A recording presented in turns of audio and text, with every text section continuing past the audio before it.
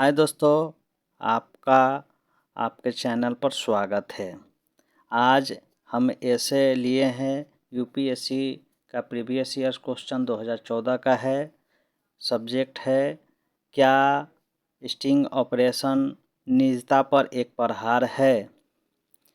यह सब्जेक्ट पर ऐसे लिखने का मैं अपना प्रयास किया हूँ और आप सभी को बताना चाहूँगा कि ऐसे कभी भी अपने आप में 100% नहीं हो पाता है। इसमें निरंतर सुधार या गुंजाइश बनी रहती है।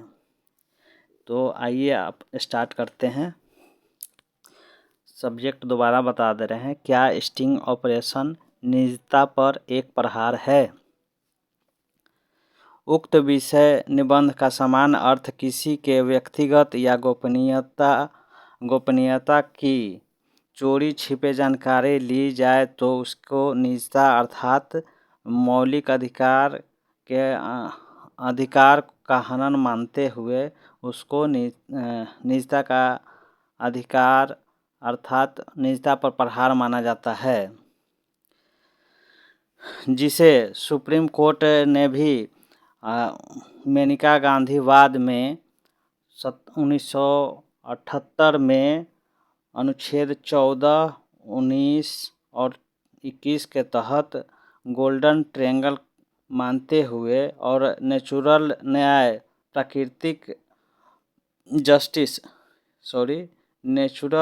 जस्टिस प्राकृतिक न्याय के आधार पर इसको एक सिद्धांत के रूप में प्रतिपादित किया है। हालांकि संविधान में राष्ट्र की एकता और अखंडता, संप्रभुता आदि तत्वों का वर्णन उद्देशिका में है, जो स्पष्ट करता है कि मौलिक अधिकारों पर युक्त प्रतिबंध या आंशिक हनन करना राष्ट्र जो भावनात्मक एकता और सांस्कृतिक एकता का प्रतीक है और देश जो भौगोलिक सीमा को प्रदर्शित करता है के लोगों से ऊपर रखा जाता है, अर्थात राष्ट्र लोगों से ऊपर रहता है।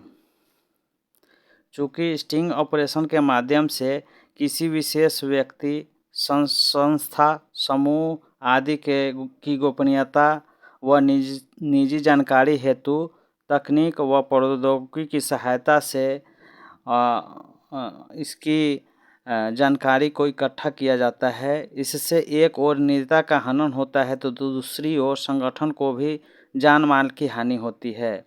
इस तरह के ऑपरेशन एक तरफ व्यक्तिगत या संस्थागत क्षति होती है तो दूसरी तरफ इसके उपयोगकर्ता या जासूस व्यक्ति और संस्था को लाभ मिलता है।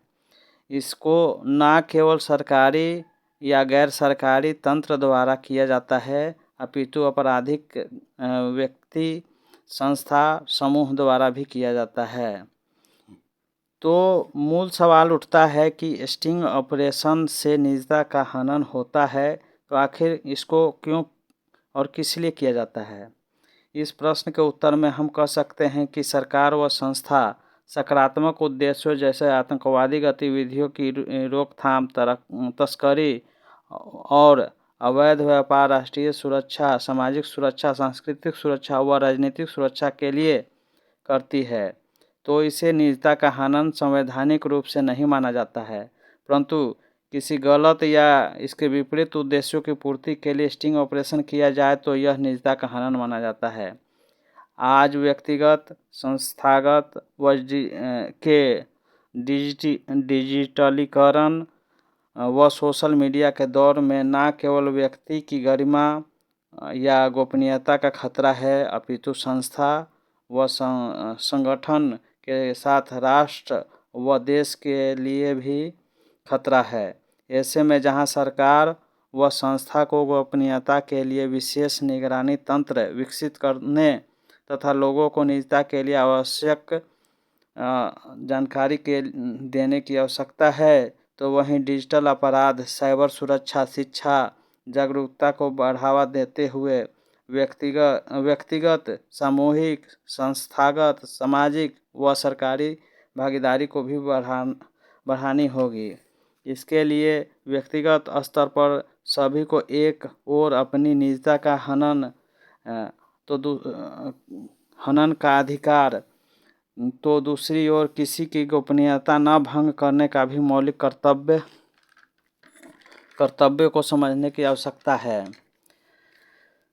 अर्थात एक का अधिकार तो दूसरी का कर्तव्य होता है, दोनों एक दूसरे का पूरक होते हैं। आए दिन सैन्य बलों पर हमले जैसे बालाकोट, पठानकोट, पुलवामा, तो दूसरी ओर मुंबई ब्लास्ट, ताज hotel blast, Delhi Lal Qila blast आदि आतंकवादियों द्वारा स्टिंग ऑपरेशन की सहायता से ही किया गया। चूँकि इस तरह की घटना मात्र एक व्यक्ति या उपक्रम द्वारा संभव नहीं है, ऐसे में ये संगठनात्मक व व्यवस्थित रूप से कई आयामों क्षेत्रों में ऑपरेशन चलाते हुए लगभग संपूर्ण जानकारी इकट्ठा करते हैं।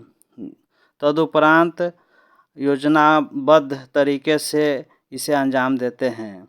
इस तरह का स्टिंग ऑपरेशन से एक ओर न केवल संस्थागत निजता का हनन होता है, बल्कि उसके गलत उपयोग से राष्ट्रीय सुरक्षा को भी चुनौती मिलती है।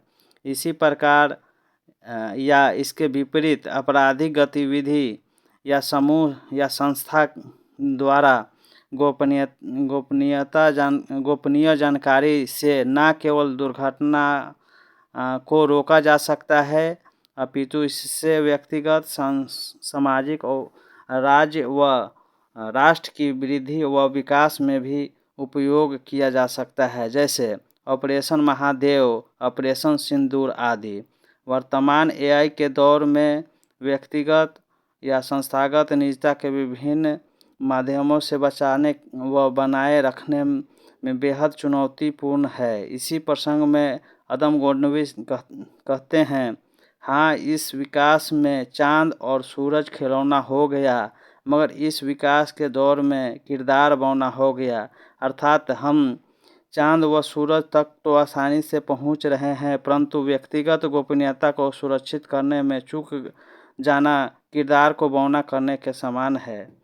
संपूर्णतः कहा जा सकता है कि स्टिंग ऑपरेशन एक और व्यक्ति, संस्था, समूह, संगठन की निजता का हनन करता है, तो दूसरी ओर सकारात्मक उद्देश्यों की पूर्ति होती है। राष्ट्रीय एकता, अखंडता, बंधुता एवं संप्रभुता को सुनिश्चित करने का मार्ग प्रशस्त करता है।